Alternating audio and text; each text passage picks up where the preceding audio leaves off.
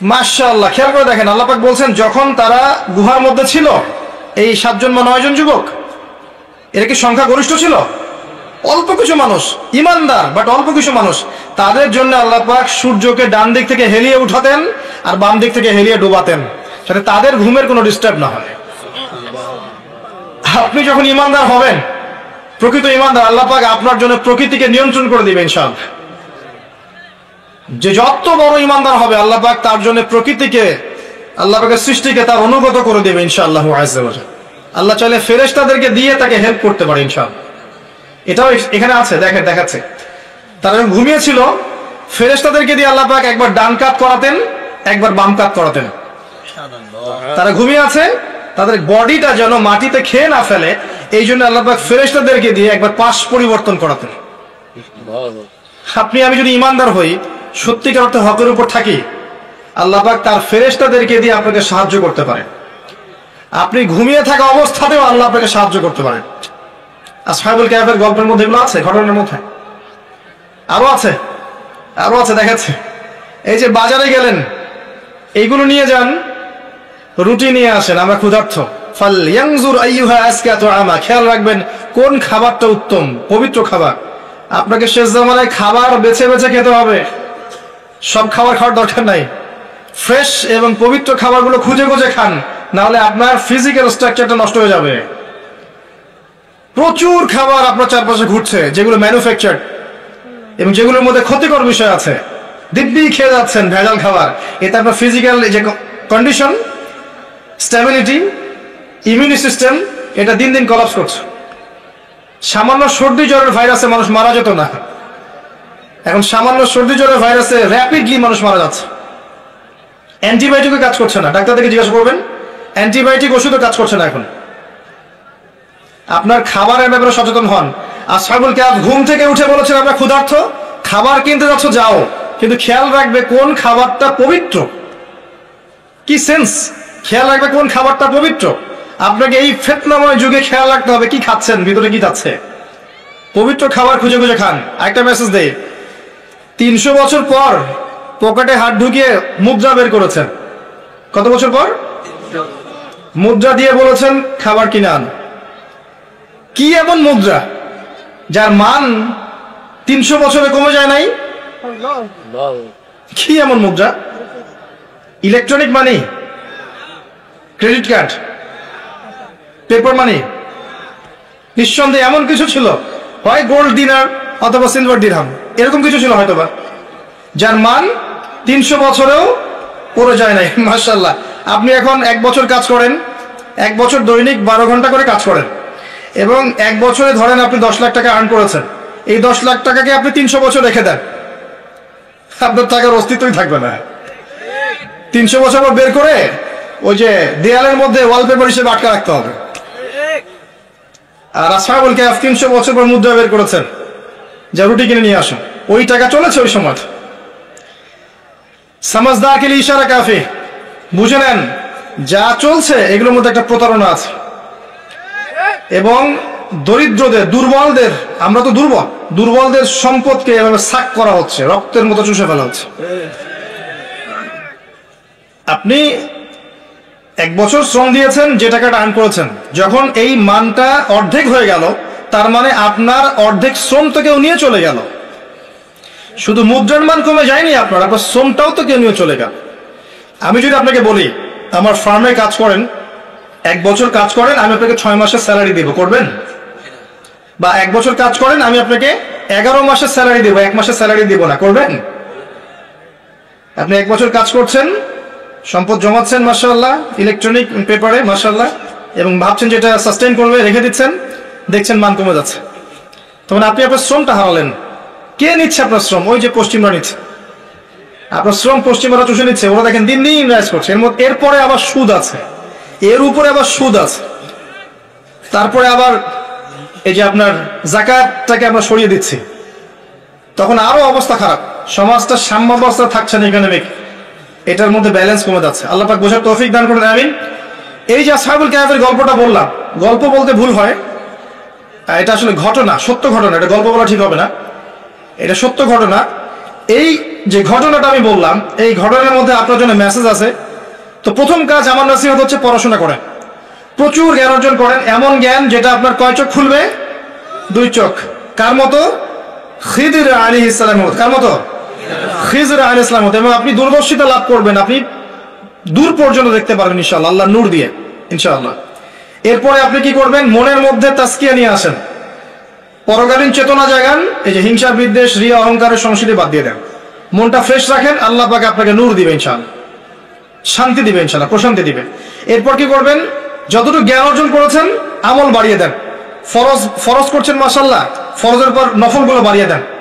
যখন ফরজের পর নফল বাড়াবেন আল্লাহ আপনাকে ভালোবেসে ফেলবে ইনশাআল্লাহ। আল্লাহ পাক যখন কাউকে ভালোবাসেন আল্লাহ পাক ফেরেশতাকে ডেকে বলেন, জিবরাইল আলাইহিস সালামকে ডেকে বলেন যে আমি তাকে ভালোবাসি, তুমিও তাকে ভালোবাসো। এরপর তিনি সমস্ত ফেরেশতাদেরকে ডাকেন, ডেকে বলেন যে আল্লাহ তাকে ভালোবাসেন, আমি তাকে ভালোবাসি, তোমরা সবাই তাকে ভালোবাসো। এরপর ফেরেশতারা পৃথিবীবাসীকে বলেন যে আল্লাহ ওই বান্দাকে ভালোবাসেন, জিবরাইল আলাইহিস সালাম ভালোবাসেন, আমরাও ভালোবাসি, অতএব হে জমিনবাসী তোমরাও তাকে ভালোবাসো। এরপর ওই ব্যক্তির প্রতি জমিনবাসীদের মনের মধ্যে আল্লাহ পাক ভালোবাসা নাজিল করে দেন। কথা বুঝতে পারছেন? আত্মশুদ্ধি অর্জন করে, তাসকিয়া। এরপরে দৈনিক সুন্নাহর উপর আমল করেন, ডেইলি সুন্নাহ।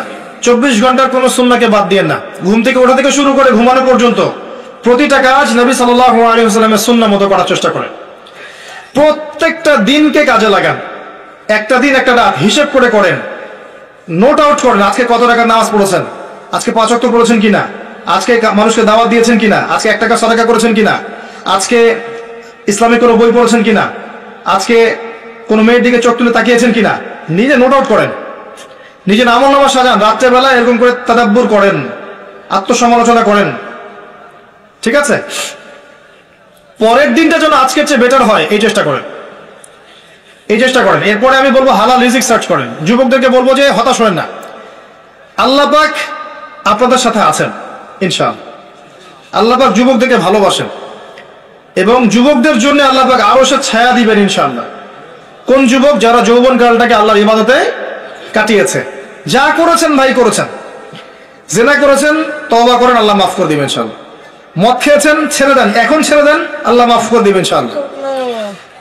কাউকে কষ্ট দিয়েছেন, গুন্ডা মাস্তানি করেছেন, টিকটক জেনারেশনে ছিলেন, ক্যাসিনোতে গিয়েছেন, জুয়া খেলেছেন, গার্লফ্রেন্ডকে সময় দিয়েছেন, কি করেছেন করেছেন, এখনই তওবা করে ফিরে আসেন, খালেস তওবা করেন, আল্লাহ পাক আপনার সমস্ত গুনাহকে নেকি দিয়ে পরিবর্তন করে দিবেন ইনশাআল্লাহ।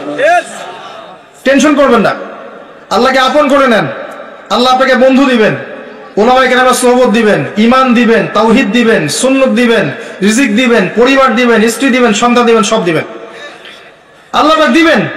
একদম টেনশন ফ্রি থাকেন এবং দিনের পথে ফিরে আসেন। আপনার লাইফটা লিমিটেড, একটা দিন একটা রাতকে নষ্ট করেন না। যেটা চলে যাচ্ছে এটা ফিরে আসবে না। ডিসিশন একটা নিতে হবে, শয়তানের ইবাদত করবেন না আল্লাহর ইবাদত করবেন। আপনাকে আল্লাহ শক্তি দিয়েছেন, এখন সামর্থ্য দিয়েছেন, ভালো মন্দ বোঝার ক্ষমতা দিয়েছেন। আপনাকে আল্লাহর জন্য আপনার রক্ত, আপনার জান, আপনার মাল, আপনার সময় শ্রমকে ঢেলে দিতে হবে। পারবেন না? ইনশাআল্লাহ আযজা ওয়া জাল্লা পাক তৌফিক দান করুন, আমিন। এই যুবকদেরকে বলবো রিজিকের সার্চ করেন আগে, বিয়ে শাদীর চিন্তা পরে করেন, আগে একটা রিজিক সার্চ করেন। ছোট্ট হালাল একটা ব্যবসা করেন, ছোট্ট একটা চাকরি খোঁজেন। যদি প্রতিভা থাকে আমি বলবো গভর্নমেন্ট বড় বড় পোস্টের জন্য অ্যাপ্লাই করেন, বিসিএস দেন, বড় বড় পোস্টে অ্যাপ্লাই করেন। কারণ যত বেশি ভালো ভালো মানুষ উপরের লেভেলে যাবে তত শান্তি শৃঙ্খলা বজায় থাকবে ইনশাআল্লাহ। আর আপনারা যদি মনে করেন যে ওখানে যাওয়ার দরকার নাই, ওখানে গেলে খারাপ হয়ে যাব, তাহলে তো আরো খারাপ মানুষ ওখানে আসবে, আসবে না? পড়াশোনা করেন, গভর্নমেন্ট জবের জন্য অ্যাপ্লাই করেন, বিসিএস কোচিং করেন, ক্রিয়েটিভ কিছু করেন, নতুন কোনো প্রজেক্ট করেন। অনেক ভাই আছে না কৃষিভিত্তিক প্রজেক্ট করছে, করে নাই, করে ভালো করছে না? অনেক ভাই বিদেশ থেকে পড়ে এসে গাভী প্রজেক্ট করে রাইজ করছে না? নতুন কিছু করেন, ক্রিয়েটিভ কিছু। মানে আপনি দেশকে, জাতিকে, সমাজকে এবং উম্মাকে ভালো কিছু দেওয়ার চেষ্টা করেন আপনার প্রতিভা দিয়ে। একটা হালাল রিজিকের সোর্সের ব্যবস্থা করেন, এরপরে আপনি বিয়ে করতে যান। বিয়ের ক্ষেত্রে খাদিজা রাদিয়াল্লাহু আনহার মতো কোনো মেয়েকে আল্লাহর কাছে চেয়ে নেবেন, আল্লাহর কাছে চাইবেন, আল্লাহ পাক দিবেন ইনশাআল্লাহ। আল্লাহর হাত কি সংকীর্ণ না প্রশস্ত? আল্লাহ পাকের হাত প্রশস্ত। এখন যদি কোনো মেয়ের সাথে সম্পর্ক থেকে থাকে, বিয়ের আগে হারাম, মোবাইল নাম্বার ডিলিট করে ফেলে দেন। আবার ডিলিট করার আগে বলেন না ফোন করে যে আমি আর তোমার সাথে কথা বলবো না, এটাই শেষ কথা। ওইটা বলতে গেলে আর কথা ছাড়তে পারবেন না, ওটা বলতে গেলে আবার আটকে যাবেন, ডিসকানেক্টেড হয়ে যান। ছেড়ে দেন, আল্লাহ পাক নেককার স্ত্রী আপনাকে দিবে ইনশাআল্লাহ। এমন মেয়ে আল্লাহ পাক দিবে ইনশাআল্লাহ, যে মেয়ে দেখবেন আপনাকে আল্লাহর পথে চলতে এমন ভাবে সাপোর্ট করবে যাতে আপনি বিশ্ব জয় করতে পারবেন ইনশাআল্লাহ তাআলা। আর আপনি যেগুলোর পিছনে ছুটছেন এগুলো কোশ্চেন কেলে আপনাকে প্রশান্তি দিবে না।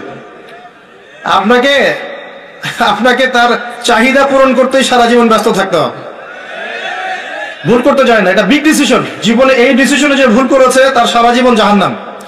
মনে রাখবেন, এখানে যে সুখী তার জীবনটাই জান্নাত। এখানে পরিবারে পারিবারিক জীবনে যে সুখী নেককার স্ত্রী আছে তার পুরো জীবনটাই জান্নাত। ভুল করতে যাবেন, আল্লাহর কাছে চাইবেন, দোয়া করবেন, বলেন রব্বানা হাব লানা মিন আজওয়াজিনা ওয়া যুররিয়াতিনা কুররাতা আয়ুন ওয়াজআলনা লিল মুত্তাকিনা ইমামা। এরপর সন্তান সন্ততি হবে, সন্তান সন্ততিদেরকে এমন ভাবে মানুষ করবেন যেভাবে আপনি হতে পারেন নাই। ফ্রম দ্য ভেরি বিগিনিং ওদেরকে ইসলাম দিয়ে দিবেন, ইসলাম, ইমান, তাওহীদ, সুন্নাহ এগুলো শেখাবেন। অন্যরা কি বলে বলুক, আপনি আপনার বাচ্চাকে আল্লাহর পথের জন্য তৈরি করবেন। পারবেন না? শুধু কি ছেলে হলেই করবেন, মেয়ে হলে করবেন না? মেয়েদেরকে বেশি গুরুত্ব দিবেন। মেয়েদের কি করবেন? বেশি গুরুত্ব দিবেন। মেয়ে হলে খুশি হবেন, মেয়ে হলে বেজার হয় না আমাদের দেশের মানুষ অনেকে, মেয়ে হলে আরো বেশি খুশি হবেন। কারণ একটা নেককার নারী একটা মুজাহিদ প্রজন্ম জন্ম দিতে পারবেন ইনশাআল্লাহ। ওই যে হাজরা আলাইহিস সালাম, তার গর্ভ থেকে জন্ম নেননি ইসমাঈল আলাইহিস সালাম। এই ইসমাঈল আলাইহিস সালামকে বলা হচ্ছে যে তোমাকে জবাই করব, তোমার মত কি? সে কি বলছে? ইয়া বাতি ফাআল মা তুমার, হে আমার বাবা, যা আপনাকে আদেশ করেছে আল্লাহ আপনি সেটা করেন। সাতাজিদুনি ইনশাআল্লাহ মিনাস সাবিরিন, আমাকে সবরকারী পাবেন ইনশাআল্লাহ। এই যে ছেলে ইসমাঈল, তাকে তার বাবা মানুষ করেননি, তার মা মানুষ করেছে। তাকে কে মানুষ করেছে? মেয়েদের যত্ন নেন, বোনদের যত্ন নেন, স্ত্রীকে সময় দেন এবং মেয়েদের মধ্যে দাওয়াতি কাজ বাড়ান। মেয়েরা যে কত বিভ্রান্ত হয়ে গেছে এখন আপনি কল্পনা করতে পারবেন না। সামান্য কয়টা টাকার জন্য মানুষ বুঝিয়ে দিয়েছে যে এটা হচ্ছে কেরিয়ার এবং তুমি সম অধিকার প্রাপ্ত, সমাজে তোমার অনেক ডিগনিটি।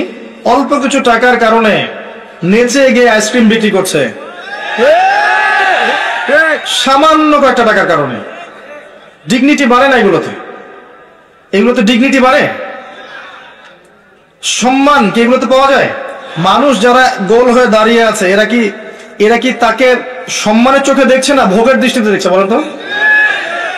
এই দৃষ্টি যদি ও বুঝতে পারতো যে প্রত্যেকটা দৃষ্টি হচ্ছে রেপ করার দৃষ্টি, ওরা তাকে চোখ দিয়ে ধর্ষণ করছে না, সে যদি সত্যি বুঝতো তাহলে কোশ্চিন গেলে এই কাজ করতে যেত না।